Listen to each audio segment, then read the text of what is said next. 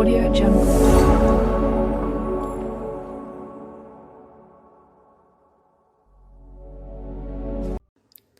Search బార్లో ration card అని type చేయండి.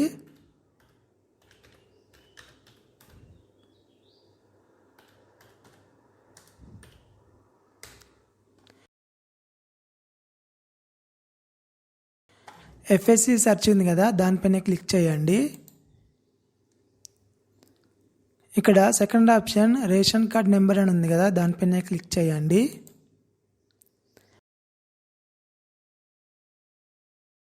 ఇక్కడ మీ కొత్త రేషన్ కార్డ్ నెంబర్ ఇవ్వండి.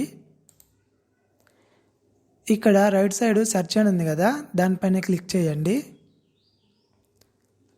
ఇప్పుడు మీ రేషన్ కార్డు మీకు చూపిస్తుంది. మీకు ఈ వీడియో నచ్చితే లైక్ చేయండి. మరికొన్ని వీడియోస్ కోసం సబ్స్క్రైబ్ చేయండి.